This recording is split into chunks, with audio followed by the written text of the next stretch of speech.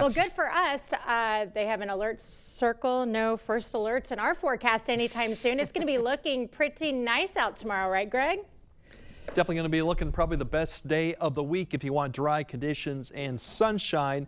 Temperature-wise, pretty close to where we should be. Tonight's just going to be quiet, colder than we've had for the last number of nights, but the good news is the wind is not going to be an issue tonight, basically becoming light and variable. So tomorrow, more sunshine in the morning. We'll have a little bit increase in clouds in the afternoon, but still quiet. The storms come in Thursday. It's going to be periods of it that'll go Thursday night, actually even into Thursday too. It's not going to be an all-day type rain Thursday night into Friday, but there will be periods of showers and thunderstorms coming through the area. So that's what we're looking at for that. Overall, for temperatures, should be mainly in the 60s or at least close hitting the 60 or a few degrees above. This is pretty close to where we should be, maybe a degree or two above average, but for the most part, really nice and pleasant conditions. Now, Thursday, temperatures are going to be kind of steady. We'll have a warm night going into Thursday, but so the temperatures won't climb too much given the cloud cover. So back in the 60s, if we get a little bit of sunshine, some places might get a little bit higher than this, but overall, cloud cover is going to come in pretty quickly, and the storm chance looks to be coming in probably around noon to early afternoon hours. So Friday, with a lot of precipitation going on, that wind turns around from the north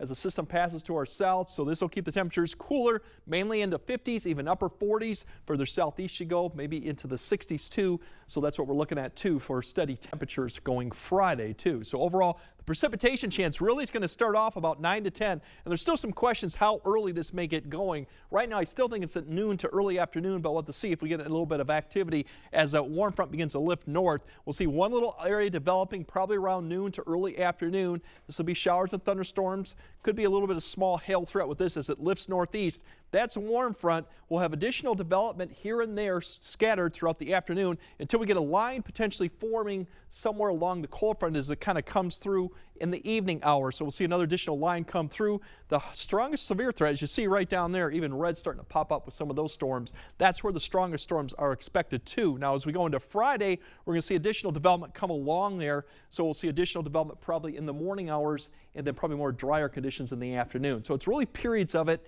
not all day type rainfall, but they could be strong. We'll have to keep an eye. Right now, the main threat is to the south towards Waterloo. That's a level 1. We're kind of in the marginal risk condition right now. And under that, we have a limited opportunity to see probably on the hail side is what I'm really would be concerned if we're going to see some of that with the initial line coming in the morning and then maybe additional for as we go to Thursday evening. And that's really what the hail threat.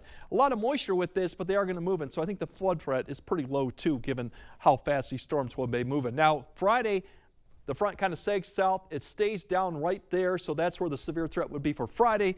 As mentioned, we're on the backside of this system, so we'll still have showers and a few thunderstorms, but we'll have that north-northeast wind blowing, so it'll keep us cooler, a little bit more stable with a severe threat to the south as we go on. So overall, precipitation, this could change a lot, and really, depending on if you get a thunderstorm or not, you could see a lot more than a half to an inch. I think everyone will see some. It just depends on where these thunderstorms line up, but there is a potential for some areas to get maybe as much as an inch out of this system. And as we go to the 8-day forecast, you can see overall we're going to dry out for Saturday.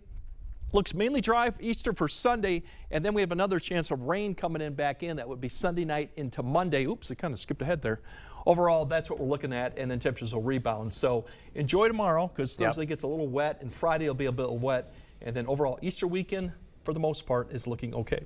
Okay, so a little back and forth. Yeah, it's back and forth. It's April. That's what we get. All right, thanks, Greg.